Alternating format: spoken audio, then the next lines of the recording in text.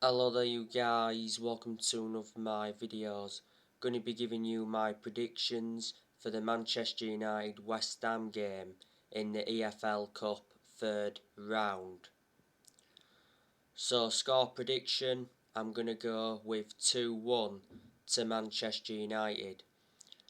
And the goal scorers for us, I'm going to go with Jesse Lingard and Anthony Martial.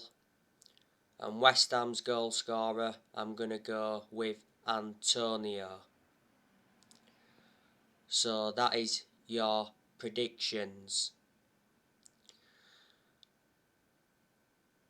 Solskjaer has promised changes for this game against West Ham tonight. Solskjaer has confirmed that Phil Jones is included in the squad. Solskjaer also says that Alex Telles is back from injury and Elanga is part of the squad. And I think Dean Henderson is now back. Marcus Rashford is obviously still out with injury, but Rashford is close to returning. He said the other week that Rashford looked sharp in training after injury shoulder operation, but when Rashford comes back will look much better because he has been a big miss. And I think Cavani is now back because recently he's been absent. This is the second time we're playing West Ham in 3 days. We're beating them 2-1 at the London Stadium on Sunday. Obviously the goals were from Ben Rama. He got West Ham's goal, but West Ham's goal was fortuitous because it took a huge deflection off Raphael Varane. Our equalising goal came from Cristiano Ronaldo. That's 4 goals in 3 games for Ronaldo. You know, he's done really well since he's re-signed. And Jesse Lingard scored the winning goal. He came off the bench. Obviously, he was reuniting with West Ham. When Lingard came on Sunday, he got a good reception from the West Ham supporters because last season Lingard endured a 4-month loan spell with West Ham and he made an impact. Well, prior to that game on Sunday, Solskjaer said that Lingard will be a Man United player next season. He did mention that he's red through and through. We are looking to extend Lingard's contract. Lingard's current contract at Man United expires next year. The other week, Lingard rejected a new Man United contract offer over playing time concerns despite him being in the last year of his deal.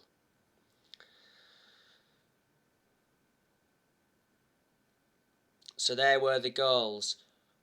Mark Noble missed the opportunity to salvage a point.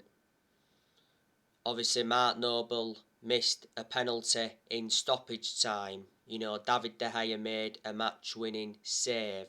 West Ham got the penalty because Luke Shaw handballed it. I think a lot of West Ham fans criticised David Moyes for letting Mark Noble take the penalty. I actually thought Declan Rice was going to take it because it was in Declan Rice's hands.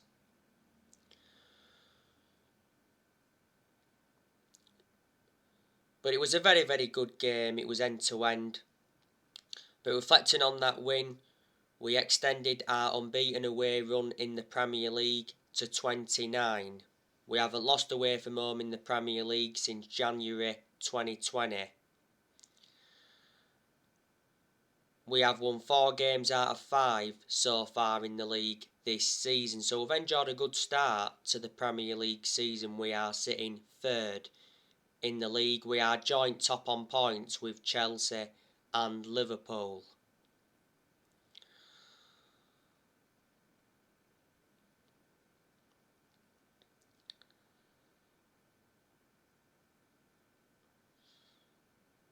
And I'm expecting Manchester United to win tonight, like I've said. We've got a very good record against West Ham. We seldom lose to them. The last time West Ham beat us at Old Trafford was 14 years ago. It was a goal from Carlos Tevez.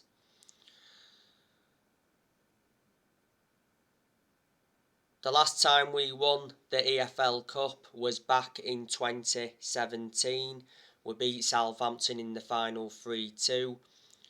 We got to the EFL Cup semi-final last season. We lost 2-0 to Man City.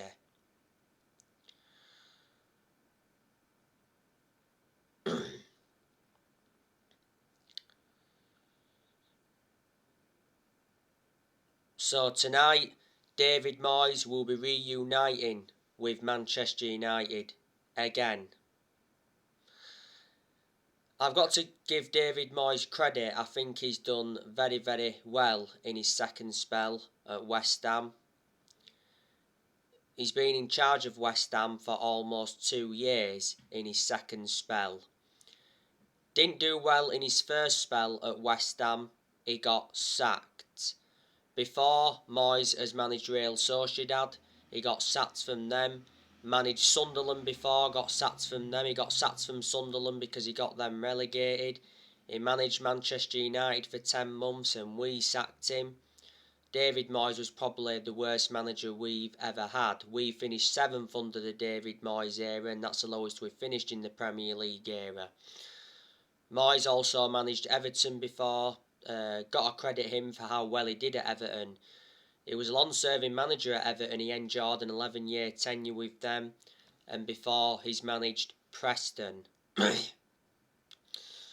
And last season, West Ham enjoyed a very good season to their standards. I think they finished, was it 5th or 6th? They just missed out on the Champions League place. They had a very good win last Thursday, beat Dynamo Zagreb 2-0 in the Europa League. So there would have been fatigue in that game on Sunday, but still put a good performance out.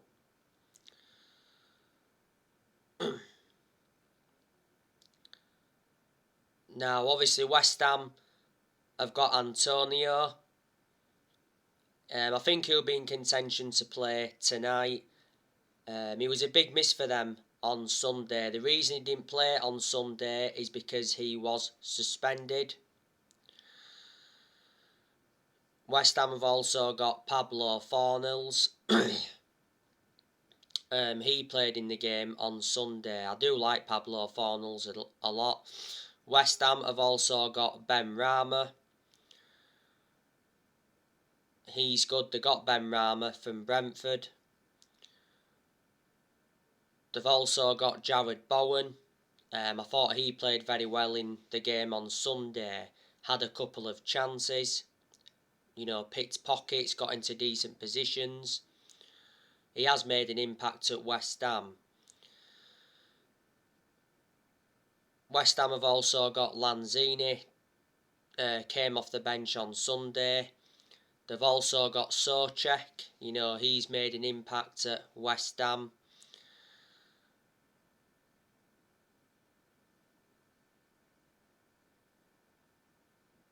They've also got Declan Rice. He's definitely one of their key players.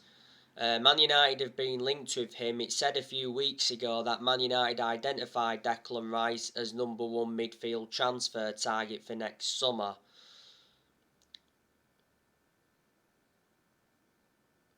It said Declan Rice is likely to leave West Ham next summer as he targets a club offering Champions League football.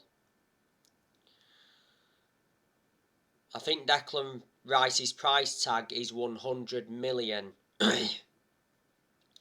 Well, when this year's summer transfer window was open, it did mention that Solskjaer wants Declan Rice. And Declan Rice did mention that he was unhappy with West Ham's £100 million price tag. Rice has rejected a few contract offers at West Ham. He's got 3 years left on his contract at West Ham.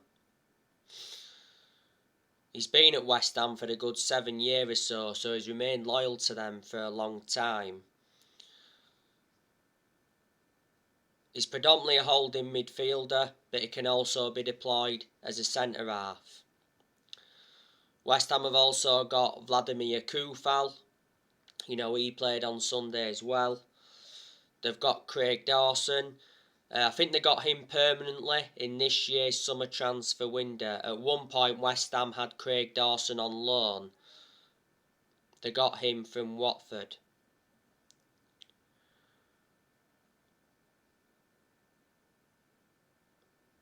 West Ham have also got that Vlasic.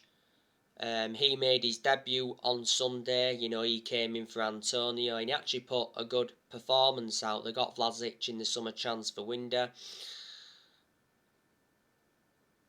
West Ham have got Alex Crail. They got him in this year's summer transfer window. They've also got Zuma. He put a very good performance out on Sunday on his home debut. He made some very, very good interventions. West Ham have got Aaron Cresswell. He's very good. I think he's like the 4th best left back in the Premier League. West Ham have also got Ogbonna. He's one of their centre-halves. Issa Diop. He's one of their centre-halves. West Ham have got Yarmolenko. There's a lot of West Ham fans that have got reservations about him. And they've also got Ryan Fredericks. Fabianski is West Ham's first choice goalkeeper and he did very well on Sunday, produced some very good saves. West Ham also got that Areola. He's another goalkeeper. They brought him in this year's summer transfer window. I think they got that Areola from PSG.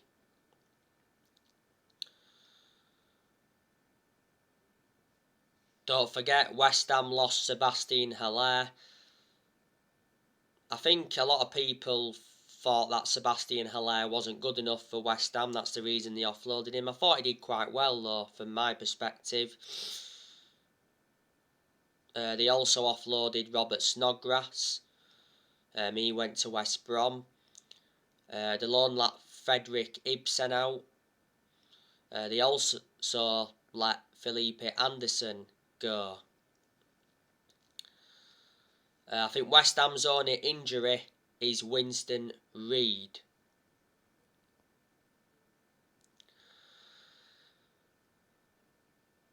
Our next league game is Aston Villa on Saturday, 12:30 kick-off at Old Trafford.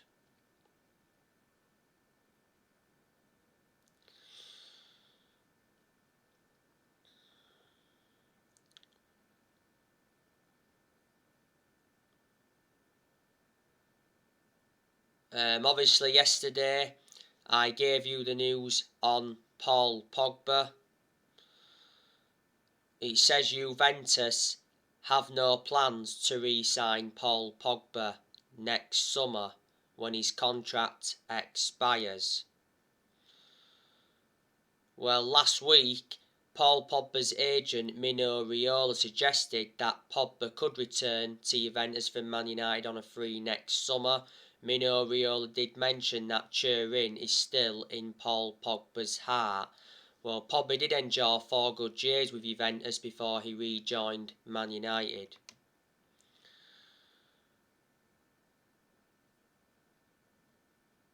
Paul Pogba's brother Matthias Pogba said the other week that Paul Pogba is yet to decide his future, and he said his contract situation is up in the air. The Daily Express recently said that Man United are reportedly set to make Paul Pogba the highest paid Premier League player of all time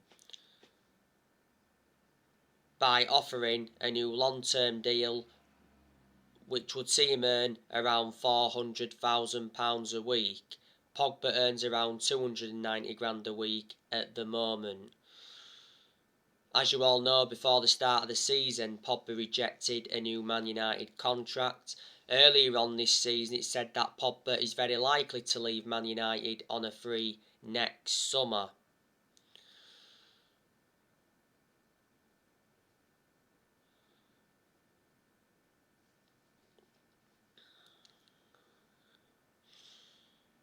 But Paul Pogba has enjoyed a very good start to the season. He's already got 7 assists. He produced good performances for Man United in the last couple of months of last season, but at one point last season he was out with a thigh injury for a while, and he has sustained some ankle injuries at Man United.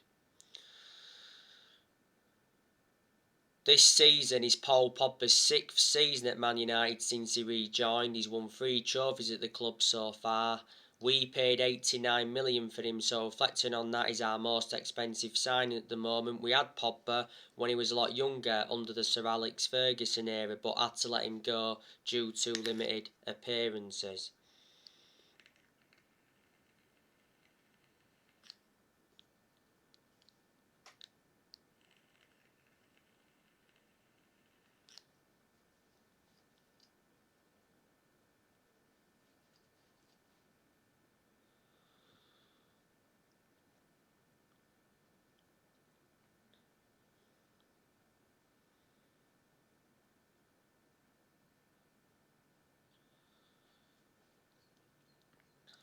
And the news on Donny van de Beek. Donny van de Beek is set to leave Man United because obviously Donny van de Beek isn't getting enough game time. Van de Beek didn't play any part against West Ham on Sunday in the league. He obviously started against Young Boys in the Champions League last week, but he got taken off at half-time, and I criticised Solskjaer for that. Van de Beek shouldn't have been taken off against Young Boys because he was our best player in the first half of that game. I'm expecting Van de Beek to be involved tonight. Now, Don Hutchinson has told Donny van de Beek that he must leave Man United to save his career. And not so long ago, Paul Ince said that Donny van de Beek has absolutely no chance of staying at Man United. The other week, Solskjaer did say that Van de Beek has been working hard to get into the team. And it said Solskjaer's prepared to play Donny van de Beek in a 2-man midfield, and Solskjaer hinted at a new role for Van de Beek this term. The other week, Van de Beek told Solskjaer his best position. Van de Beek reckons he will be best served operating as a number 6 or as a number 8. Don't forget he spoke about his Man United future in an exclusive interview with Rio Ferdinand the other week. And Van de Beek's agent has done a lot of talking in recent weeks. There's many clubs in for him. One of them clubs is Inter Milan. Solskjaer rejected Van de Beek's exit because it did mention that Everton were close to signing him on loan. This season is Van de Beek's 2nd full season at Man United. I haven't really had much of a perception on him at Man United, but in general he is a good player. We got him in a deal worth 40 million with add-ons included. Got a contract with Man United till 2025. He's versatile, he can play in 3 different roles.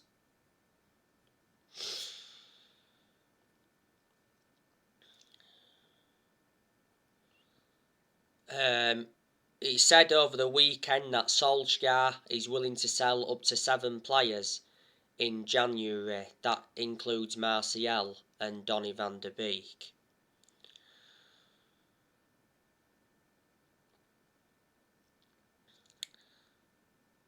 Man United enjoyed a very good summer transfer window this year. It was one of the best transfer windows we've enjoyed for a long time. In this year's summer transfer window we made 4 signings. We brought Tom Heaton in on a free from Villa. We brought Jadon Sancho in from Borussia Dortmund, brought Rafael Varane in from Real Madrid, and we re-signed Cristiano Ronaldo after 12 years. In this year's summer transfer window, we spent around 141 million. And Solskjaer did receive the backing he deserved. John Murtough backed him. John Murtough is our director of football, and we certainly made the correct decision getting the director of football in, because I did mention that's one of the structural changes we needed at the club.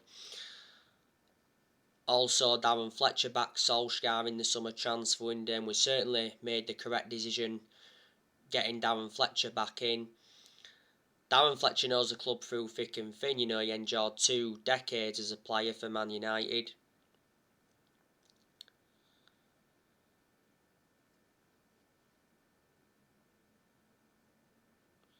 And surprisingly, our owners, the Glazers, backed him, but only because they'd been persuaded to. Because obviously towards the end of last season, a lot of Man United fans protested against the Glazers at the Carrington training ground, and then after that there was Man United fans protesting against the Glazers outside Old Trafford. The main reason is because the Glazers were planning to scrap the Champions League for that European Super League. But the reason the Glazers have been one of the biggest issues at the club for a long time is because they've put Man United in so much debt. The Glazers have been with us for 16 years, purchased the club for 500 million back in 2005. Well, it said towards the end of last season they could sell Man United, but for only £4 billion. It was disappointing that we didn't sign a midfielder in the summer transfer window. I'm hoping we can sign a midfielder in January or next summer. And we only managed to sell one player in this year's summer transfer window, and that was Daniel James. We sold Daniel James to Leeds for 25 million. So obviously we got the money back that we paid for Ronaldo and got a bit of a profit as well. We loaned a few players out in the summer transfer window, didn't we? We loaned Ethan Laird out, Saheev Chong, Facundo Pellistri, Brandon Williams, Andres Pereira and Axel Tuanzebe. Solskjaer's endured like 5 transfer windows as permanent Man United manager.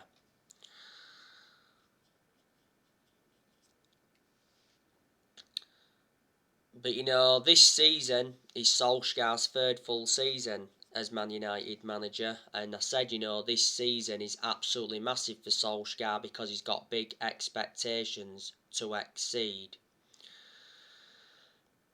Like I said, so far I've enjoyed a good start to the Premier League season, and I said I'm expecting Man United to enjoy a good season. We've got a title winning squad, so the time for excuses is over. A few weeks ago, Solskjaer told his Man United squad that it's better than the 1999 treble winning team that Solskjaer was part of.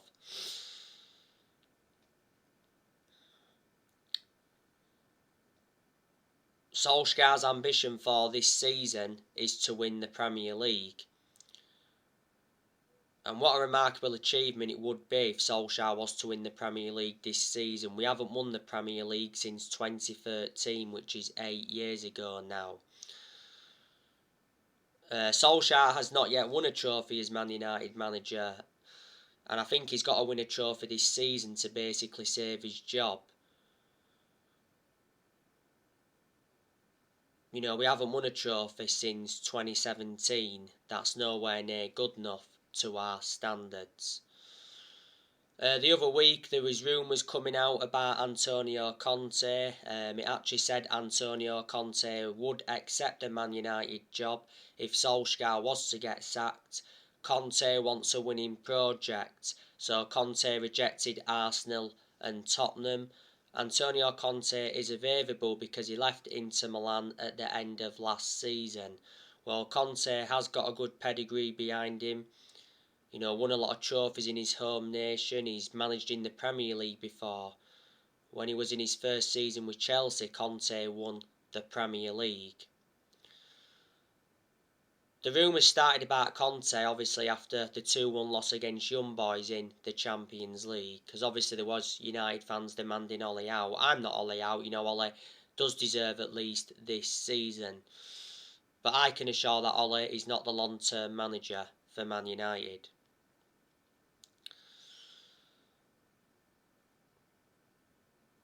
Solskjaer has managed over 150 games as Man United manager in all competitions. He's managed like 102 Premier League games.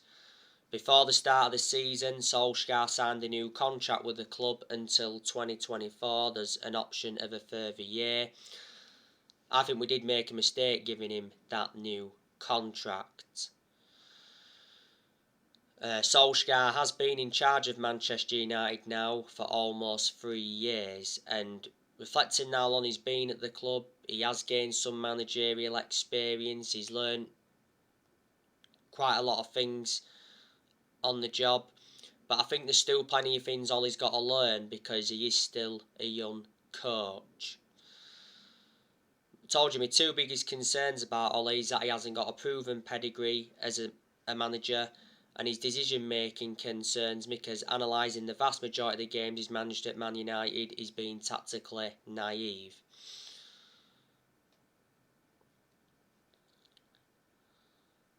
But I think Ole does deserve credit. You've got to say he has done a good job to say the current squad he was left with when he got appointed in as Man United manager. And when Ole got appointed in, he knew he had a lot to do. And I didn't expect Ole to do as well as he has done, so in that aspect I am shocked. I have criticised him a lot though during his managerial tenure at Man United. So, on my next video, I'm going to be giving you some news on Anthony Martial and all of that, so join me for that. So anyway guys, that's everything to update today. Drop your comments, likes below on the channel. If you do, consider subscribe as always, and take care. God bless. See you all again very, very soon.